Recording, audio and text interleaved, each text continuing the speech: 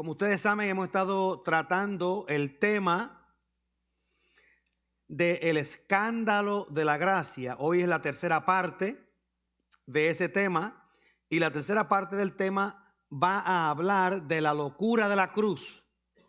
La locura de la cruz. Así que yo quisiera que ustedes me acompañaran a 1 Corintios capítulo 1, verso 18 al 25. 1 Corintios 1, verso 18 al 25. Y la palabra del Señor dice, con la bendición del Padre, del Hijo y del Espíritu Santo. Porque la palabra de la cruz es locura a los que se pierden, pero a los que se salvan, esto es, a nosotros, es poder de Dios. Pues escrito está: destruiré la sabiduría de los sabios y desecharé el entendimiento de los entendidos. ¿Dónde está el sabio? ¿Dónde está el escriba? ¿Dónde está el disputador de este siglo? ¿No ha enloquecido Dios la sabiduría del mundo? Pues ya que en la sabiduría de Dios el mundo no conoció a Dios mediante la sabiduría, agradó a Dios salvar a los creyentes por la locura de la predicación. Porque los judíos piden señales y los griegos buscan sabiduría, pero nosotros predicamos a Cristo crucificado, para los judíos ciertamente tropezadero y para los gentiles locura, mas para los llamados, así judíos como griegos, Cristo, poder de Dios y sabiduría de Dios. Porque lo insensato de Dios es más sabio que los hombres, y lo débil de Dios es más fuerte que los hombres. Oramos. Señor, te damos gracias por esta palabra que el apóstol Pablo le escribe a la iglesia de los Corintios y nos las deja para que nosotros podamos también apreciarla en este día. Bendice nuestra compartir en esta mañana y que seamos fieles a tu palabra. Gracias te damos por Jesús. Aleluya. Amén. Un famoso escritor del siglo XX que se llamaba G.K. Chesterton dijo en una ocasión que la cruz no puede ser derrotada porque la cruz es derrota. La cruz no puede ser derrotada porque la cruz es derrota. Y ustedes saben, cuando nosotros hablamos de la cruz, no estamos haciendo referencia a los miles de personas, de hombres que fueron crucificados y fueron colgados a lo largo de las calles que entraban a Jerusalén como una señal de que el imperio romano estaba reinando sobre la nación. No estamos hablando de esas cruces. Esas muertes fueron todas trágicas, pero desde la perspectiva de Dios, todas y cada una de esas muertes de aquellos que eran no creyentes eran muertes merecidas por causa del pecado. Pues eso puede sonar cruel, pero nosotros todos éramos reos de muerte. Nosotros todos merecíamos la muerte. No fue que ellos murieron eternamente necesariamente, ni que ninguno de ellos había sido salvo, pero nosotros todos tenemos que morir y nosotros todos merecemos morir. Pero en ese proceso se cometieron crímenes religiosos, se cometieron crímenes políticos, se cometieron crímenes de ley, se cometieron crímenes que una gente con la otra, y el imperio romano decidió que ellos iban a crucificar a aquellas personas. Ese método de asesinato o ese método de ejecución es uno de los métodos más violentos, uno de los métodos más crueles que se puede imaginar, porque el reo no muere por la crucifixión. Sí tiene una infección, sí tiene dolor en los pies, sí tiene dolor en los brazos, sí está en una agonía por 3-4 días, pero normalmente la persona crucificada muere asfixiado porque el diafragma del cuerpo se colapsa y no puede continuar respirando. Y durante esos 3 días o esos 4 días la persona está en una agonía incesante. que no se puede detener. Pero cuando hablamos de la cruz, nosotros no estamos hablando de esas cruces. Estamos hablando de la cruz que se refiere a Jesús el Nazareno. Y esa cruz de Jesús se convierte en el símbolo de la fe cristiana. Y mucha gente lo utilizan como adornos en sus cadenas, en sus cuellos. Y los usamos en las iglesias y los ponemos en la parte de nuestro altar y lo tenemos en diferentes sitios, los ponemos en nuestros carros. En donde quiera que estamos tenemos la cruz como un símbolo de la fe cristiana y a veces no entendemos cómo la cruz nos impacta a nosotros o impacta a la gente que la ve.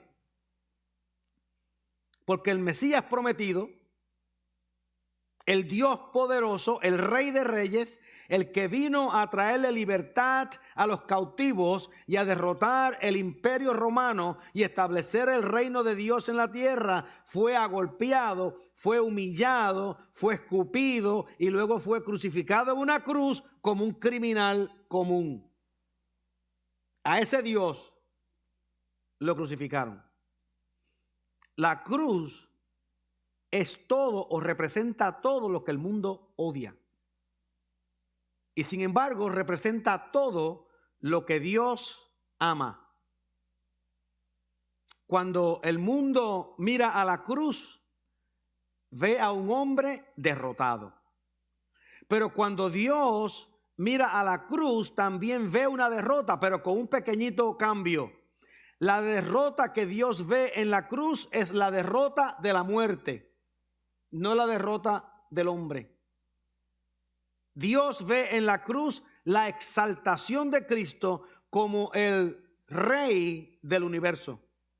En la cruz, Dios rompe la fortaleza que tenía la muerte sobre la humanidad y la cruz, que vino a ser una sentencia de muerte para Cristo, vino a ser una sentencia de vida para nosotros. Y eso no tiene sentido en la mente humana. Por eso es que la cruz es locura. Pero hay algo más profundo en la cruz que a veces nosotros lo sabemos, pero no lo pensamos a menudo. Una de las cosas que yo digo es que el mundo no conoce la mente de Dios. No puede entender la mente de Dios. No podemos entender por qué Dios funciona de la forma que funciona. Yo he oído ateos decir que no pueden creer en Dios porque Dios es un abusador de niños. ¿Cómo Dios es un abusador de niños? Bueno, porque mandó a su hijo para que muriera. ¿Cómo es posible que Dios envíe a su propio hijo para que muera en la cruz? No pueden entender la mente de Dios.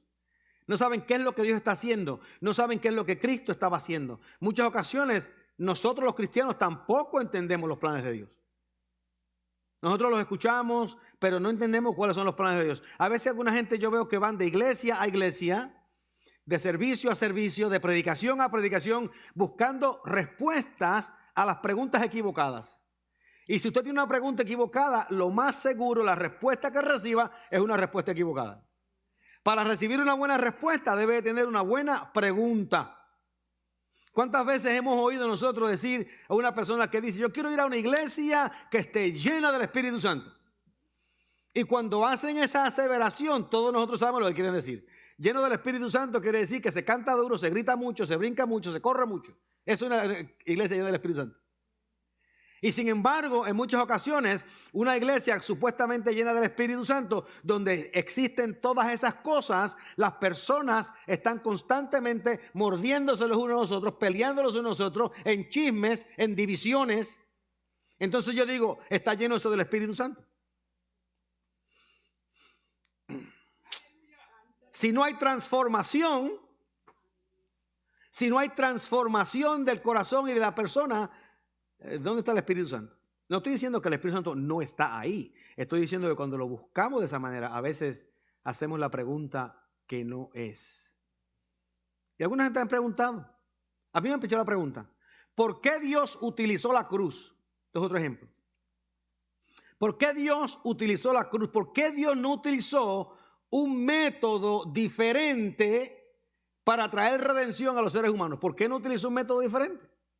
Normalmente mi respuesta va algo más o menos así. Dios utilizó la cruz porque no había ningún otro método disponible que cumpliera todos los requisitos de Dios. Porque si hubiese habido otro método, yo estoy seguro que Dios hubiera utilizado ese otro método. La razón que utilizó este método de la cruz es porque en la cruz solamente se pueden conseguir todos los propósitos que Dios tenía. Yo le voy a mencionar algunos de ellos. Algunos de ellos. Uno de los propósitos que Dios tenía es que Cristo tenía que pagar la penalidad por nuestros pecados, porque nosotros no podíamos pagarlo nosotros mismos. En otras palabras, alguien tenía que ser ejecutado en nuestro lugar y que esa ejecución representara la totalidad de nuestro pecado. Y solamente la cruz podía hacer eso. Otra segunda opción es que la cruz representa el juicio de Dios siendo derramado en la persona de Jesucristo, porque Dios, como un Dios justo, requiere justicia cuando alguien peca. Y Dios tenía que derramar su juicio en alguien que no fuésemos nosotros, porque si Él derrama su juicio en nosotros, ninguno de nosotros pudiese tener vida eterna. Así que Él derrama su juicio en Cristo. En la cruz, todos los pecados, pasados, presentes y futuros, fueron despachados. Yo sé que a veces a mí me sorprende cuando los cristianos dicen, bueno, es que si tú te conviertes hoy y te haces cristiano hoy y mañana pecas, sabes que estás poniendo tu vida en peligro. ¿Dijo quién? Bueno, la Biblia no dice eso. La Biblia lo que dice es que Cristo murió por los pecados de toda la humanidad y tiene que ser pasado, presente y futuro, porque Él murió hace 2000 años y 2000 años para acá todavía ha habido gente pecando. Y mañana habrá gente pecando. Y Él tuvo que haber muerto por esos pecados también. De lo contrario, nadie después de la cruz se salva. Pero no lo entendemos. Se nos pasa por encima de la cabeza y salimos corriendo y no sabemos para dónde vamos. Pero otra cosa que la cruz revela es la depravación del espiritual del ser humano. Porque allí se manifiesta la violencia y la brutalidad con la cual los seres humanos estaban dispuestos a matar a Dios mismo. Pero otra cosa que la cruz representa es el amor de Dios. Porque el amor de Dios, ágape, es un amor que se autosacrifica. Y allí Cristo se sacrifica a sí mismo para que nosotros tuviésemos vida. Así que la cruz habla de las profundidades a la cual Dios estaba dispuesto a ir, de la humillación a la cual estaba dispuesto a someterse solamente porque Él deseaba tener confraternidad con nosotros. Y Pablo dice, la palabra de la cruz o la proclamación de la cruz es locura a los que se pierden. Pero los que se salvan, esto es a nosotros, es poder de Dios. ¿Cuál es la locura de la cruz? Yo le he mencionado unas cuantas cosas ahí, pero hay algo que le voy a decir al final que habla de la locura de la cruz. Algo que no tiene sentido, algo que nosotros no podemos explicar, algo que nosotros no podemos comprender. Sabemos lo que es, lo hemos experimentado y aún nosotros en muchas ocasiones lo hemos compartido con otras personas, pero con todo y con eso se nos hace difícil entender. Yo voy a usar una ilustración de la vida de Cristo. En Lucas 7, del 36 al 50, hay una historia bien interesante. El Señor Jesús llegó a una aldea y uno de los fariseos le ruega a Jesús que comiese con él. Lucas no nos dice nada acerca de este fariseo, pero Mateo menciona que este fariseo se llamaba Simón y tenía lepra. Marcos menciona lo mismo. Pero Jesús va a casa de este fariseo y dice que una vez Jesús entra a la casa del fariseo, se sienta a la mesa. Acuérdense que Jesús entró a la casa de un fariseo, de un hombre que tiene lepra, era un leproso. Y un hombre que tiene lepra era considerado una persona que no podía estar en la comunidad. Jesús entra a comer en la casa de este hombre leproso y están sentados a la mesa. Y algo espectacular ocurre. Una mujer de la ciudad que era pecadora, ahí tienen ustedes una señal clara de quién es esta mujer. Una mujer que era pecadora, al saber que Jesús estaba en la mesa en casa del fariseo, trajo un frasco de alabastro con perfume. Y estando detrás de él, dice el escritor, llorando, comenzó a regar con sus lágrimas sus pies y los enjugaba con sus cabellos y besaba sus pies y los ungía con el perfume. Cuando vio esto el fariseo que le había convidado, dijo así: hablando de Cristo, si fuera profeta, conocería quién y qué clase de mujer es la que le toca, que es pecadora. Una de las cosas que yo quiero decir a ustedes es que Cristo era amado por los pecadores, o los pecadores amaban a Cristo. Aquella mujer pecadora viene delante del Señor. Lucas introduce este evento más temprano en la historia de Cristo. Mateo lo introduce más tarde, pero aquí tenemos una mujer que era considerada por la sociedad como una mujer pecadora. Ella reconoce a Cristo como el Mesías y va a la casa del fariseo para ungir el cuerpo de Cristo. Ahora imagínense ustedes, Simón, que era un hombre leproso, y la lepra era significado de pecado. Simón, que es un hombre leproso, está criticando a la mujer por ser pecadora. Porque nosotros no podemos a veces ver que todos nosotros somos pecadores y ninguno de nosotros tiene el derecho de señalar los pecados de los demás, con el propósito de yo sentirme mejor que el otro. Yo soy superior al otro porque tú eres más pecador que yo, porque yo sé los pecados tuyos. Y yo entiendo que el pecado tuyo es peor que el mío. Cierto fue que yo me robé el banco la semana pasada, pero tú te robaste 2 bancos, así que el tuyo es peor que el mío. Cierto fue que yo le mentí a mi empleador, pero yo me acuerdo que tú también le mentiste 2 veces al mismo empleador. Tu pecado es peor que el mío, porque siempre estamos mirando a lo que la otra persona hace. Y el fariseo, lleno de lepra, no se estaba examinando a sí mismo, sino que estaba examinando a la mujer que había venido delante del Señor. Déjenme decirles que nosotros no podemos apreciar la gracia de Dios hasta que hayamos aceptado que estamos en una bancarrota espiritual total. Hasta que no aceptemos eso, no vamos a entender la gracia de Dios. Más adelante en el pasaje, después que Simón hace la aseveración para sí mismo, si fuera profeta, supiera que esta mujer es una pecadora. El Señor dice en el verso 40 estas palabras: entonces respondiendo Jesús le dijo, oigan esto, Simón no dijo lo que estaba pensando, él lo pensó. Él pensó que si Jesús fuera profeta, él hubiese entendido que aquella mujer era pecadora. Él lo pensó. Y Lucas dice estas palabras: respondiendo Jesús, podemos leerlo así, respondiendo Jesús a lo que estaba pensando Simón, le dijo. En otras palabras, Simón dice, si fuera profeta, él sabría. Y Jesús le responde como profeta. Déjame decirte cuán profeta yo soy. Que leí tus pensamientos y te voy a responder de acuerdo a los pensamientos que tú estabas haciendo. Y respondió Jesús y le dijo, Simón, una cosa tengo que decirte. Y él le dijo, di, maestro.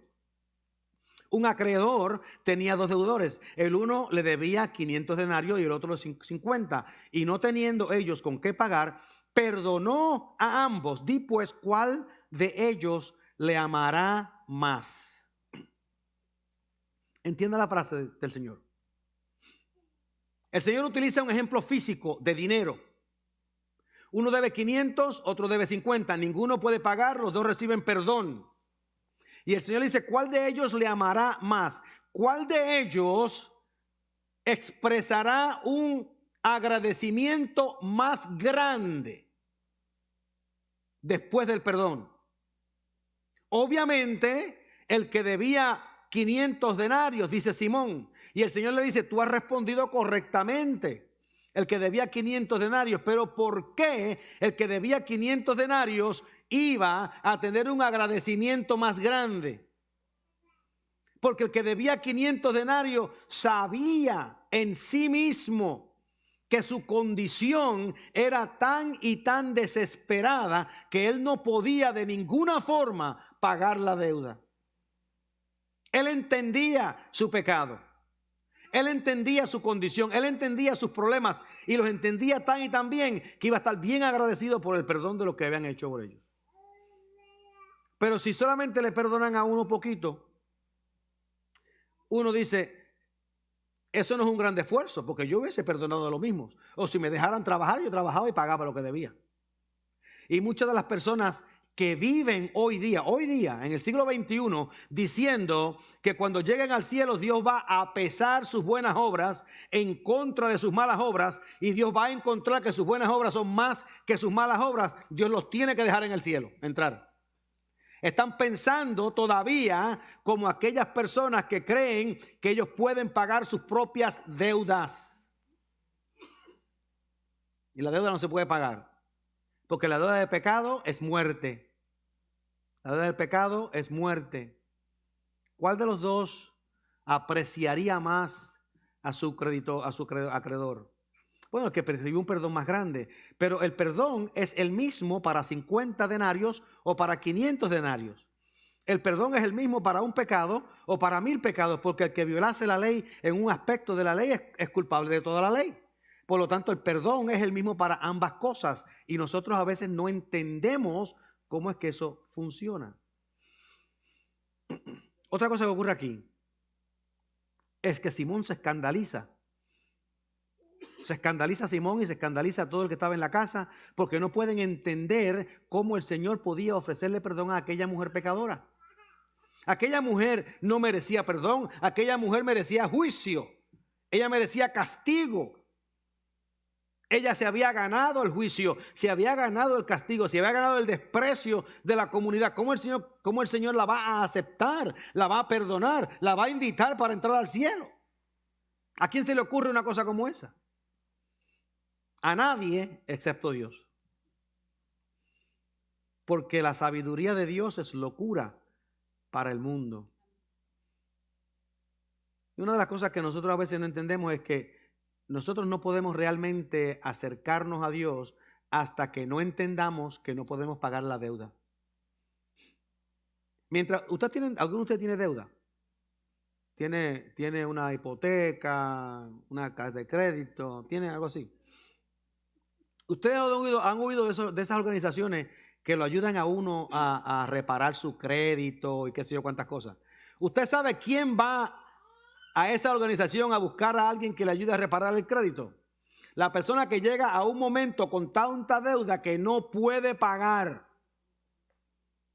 Y dice, yo tengo que hacer algo o pierdo la casa, pierdo el carro, pierdo el trabajo, pierdo todo. Y entonces van a un lugar donde le puedan hacer un arreglo y hacen unos acuerdos y hacen un pagaré mensual, le ponen todo amontonado en un pagaré y esa gente paga las deudas y entonces uno comienza a sentir un poquito de alivio. Hasta que uno no llegue al punto espiritualmente donde uno diga, yo no puedo pagar mi deuda, no vamos a buscar al Señor. Mientras usted ve a la gente diciendo, yo no soy tan malo, yo no soy tan malo como Hitler, o yo no soy tan malo como fulano de tal, mientras estén diciendo de esa manera, van a querer vivir como si ellos mismos pudiesen pagar su deuda. Y la deuda es muerte. Y si usted conoce a alguien que ha escapado de la muerte, déjeme saber porque a lo mejor tiene un secreto que yo no sé. Si sabe de alguien que ha escapado de la muerte, déjeme saber porque a lo mejor es un secreto que podemos compartirlo aquí todos nosotros y bendecirnos unos a los otros. Si el Señor hizo algo espectacular en aquel lugar, después que el Señor habla con este hombre, algo ocurre. Él le dice a aquella mujer que sus pecados son perdonados. Simón estaba un poquito incómodo, estaba un poquito enojado con la situación. Y el Señor le dice, fíjate cómo es la cosa. Yo vengo a tu casa y tú ni siquiera me ofreciste las cosas fundamentales básicas que se le ofrece a todo el mundo. Agua para lavarme los pies, lavarme las manos, sentarme en tu mesa y no tener unos pies llenos de polvo al lado de la comida. No me ofreciste ni las cosas rudimentarias. Esta vino y me enjugó los pies con sus lágrimas y me ungió mis pies con un perfume costoso. Besa mis pies. Y el Señor la dejó que le besara los pies. ¿Usted entiende eso? El Señor deja que le bese los pies. Y esto es un escándalo público. Una mujer besando los pies a un hombre en público. Es una cosa increíble. El Señor permite que ella le bese los pies, que le lave los pies, que lo toque. Un hombre soltero siendo tocado por una mujer pecadora. Por una prostituta, por decirlo así. Él lo deja y él le dice, y esta vino y hizo todo eso conmigo y tú ni siquiera tuviste la decencia de darme agua para lavar los pies. Y todo esto resulta que en el verso 47 dice estas palabras, por lo cual te digo que sus muchos pecados, los de la mujer, le son perdonados porque amó mucho, mas a aquel a quien se le perdona poco, poco ama. Poco agradece. Ustedes conocen a esta señora, esta mujer. Esta mujer, nosotros pensamos, bueno, ¿cómo fue posible que ella llegó a aquel lugar? Yo me imagino que ella comenzó en algún momento, cuando oyó hablar de Jesús, cuando oyó hablar de aquel que perdonaba pecado, que sanaba a los enfermos y que estaba llevando un mensaje de vida a todas las aldeas. Ella dice, la próxima vez que él venga por aquí, yo lo voy a ir a ver. Y la próxima vez que venga por acá, yo lo voy a ungir. La próxima vez que venga por acá, yo quiero estar donde él esté. No importa donde él esté, yo voy a tener allí. Y ella comenzó a planificar. Ella comenzó a amar a Jesús, a tener fe en Jesús antes de encontrarse con él. Ella no comenzó a amar a Cristo después que llegó al lugar. No, ella llegó al lugar porque ya ella había tomado la decisión de amar al Señor. Por eso es que la fe siempre viene antes de la justificación. La fe siempre viene antes del perdón. Ella creyó, ella entendió, ella fue donde la casa de este Simón fariseo y llega allí, entra a una casa de un extraño, expuesta a que la echen fuera porque era una mujer pecadora y todo el mundo lo sabía, pero ella había comprado su cajita de alabáster, ella había comprado su cajita de perfume, ella había guardado su dinero y decidió que cuando tuviese la próxima oportunidad de encontrarse con Cristo, ella iba a arrancar y encontrarse con él. Ella llegó allá y se encontró con el Señor. Y la fe de ella se la contaron por justicia. Por eso fue que el Señor le dice, tu fe te ha salvado. Él no le dijo, el ungirme los pies te ha salvado. Él no le dijo, el besar los pies te ha salvado. Él le dijo, tu fe te ha salvado. ¿Cuándo ocurrió esa fe? Antes que ella llegara al lugar. Pero la fe de ella fue manifestada en acción cuando ella le entrega el perfume a Jesús. Tu fe te ha salvado, ve en paz.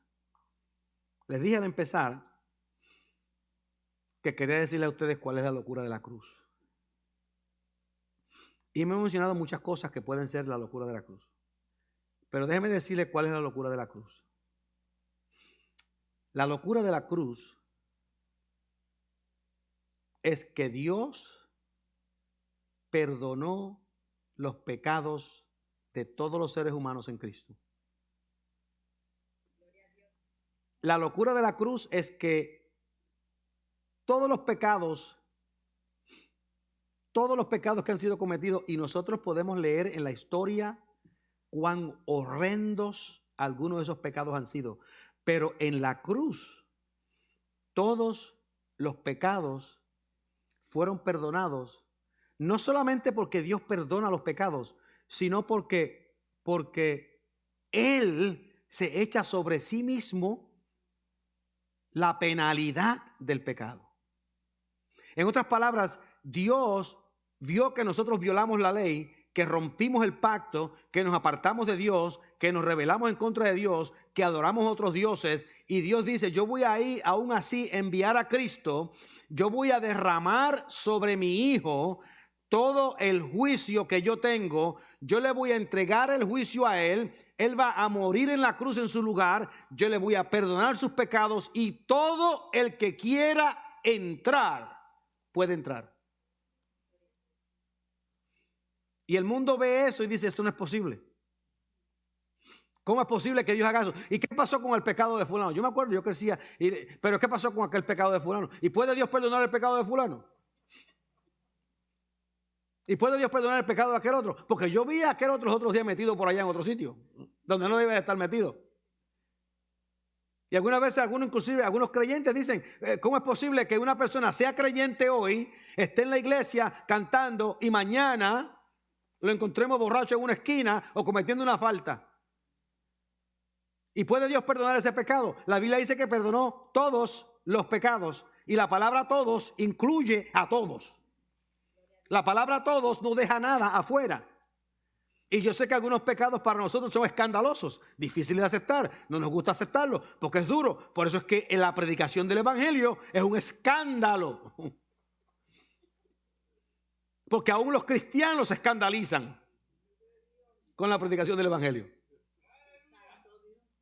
Yo los oigo escandalizados los domingos. Cristianos escandalizados los domingos. ¿Cómo es posible que Dios haga una cosa como esa? ¿A quién se le ocurre? Y nosotros decimos, hay que predicar el evangelio. ¿Qué es el evangelio? ¿Qué es el evangelio? La Biblia dice que el evangelio son buenas noticias, buenas nuevas. Pero, ¿qué son las buenas nuevas? ¿Cuáles son las buenas nuevas? ¿Qué es la buena nueva que Dios da? ¿Qué es lo que Dios da? O sea, cuando usted recibe una noticia, viene alguien y le dice, quiero darte una noticia. ¿Ok? Bueno, ya te dije. No, eso no es suficiente. Tienes que decirme cuál es la noticia. Y nosotros decimos, estamos predicando buenas nuevas. Ok, ¿cuál es la buena nueva? Estoy predicando el evangelio. Sí, yo te oí ya que estás predicando el evangelio, pero dime qué es el evangelio. Porque la palabra de la cruz es locura para los que se pierden. La palabra de la cruz, la proclamación de la cruz, ¿qué es lo que la proclamación de la cruz significa?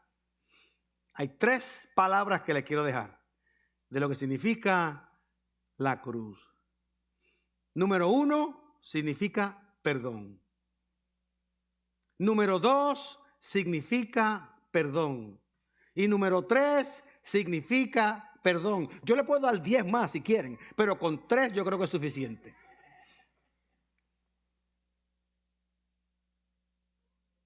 Nosotros hablamos del evangelio, decimos que queremos predicar el evangelio. ¿Qué es lo que estamos predicando?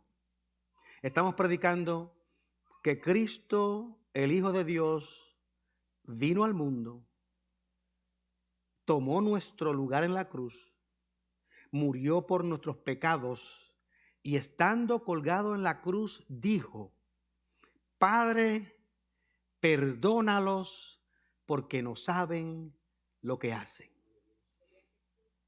Y ese es el mensaje de la cruz. Y ese mensaje de la cruz es locura para los que se pierden. Pero para nosotros los que estamos siendo salvados, es vida eterna. Y el Señor dijo estas palabras en una ocasión: venid a mí, todos los que estéis trabajados y cargados, y yo os haré descansar. Llevad mi yugo sobre vosotros y aprended de mí, dijo el Señor, que soy manso y humilde de corazón, y hallaréis descanso para vuestras almas. Fíjense que el Señor no puso ninguna cualificación. Él no puso ningún requisito. Él no puso ninguna petición. Él no demandó nada, sino que solamente dijo, venid a mí y hallaréis descanso para vuestras almas. No para vuestros cuerpos, no para vuestro sufrimiento, pero para vuestras almas. La locura de la cruz es que en Cristo Dios perdonó los pecados del mundo, nos reconcilió consigo mismo, restauró nuestras almas a su propósito original y nos dio dentro de su propia voluntad una herencia en el cielo juntamente con Cristo. Y los que venimos a Él, como aquella mujer que llegó a aquel lugar con muchas deudas, el Señor le dice: tu fe te ha salvado. Y ese perdón de Dios es incondicional, es total, y se supone que transforma nuestras vidas, porque podamos decir, estamos tan agradecidos por ese perdón de Dios que vamos a derramar todo nuestro perfume a los pies de Cristo. Oramos. Te damos gracias, Señor, por esta bendición en esta mañana, y pedimos que en el nombre de Jesús cada uno de nosotros tenga, Señor, un entendimiento más claro del perdón que tú ofreces. Un entendimiento, Señor, más claro de cómo debemos vivir ahora. Gracias te damos por Cristo. Bendícenos y guíanos en todas nuestras acciones. En su nombre pedimos. Amén.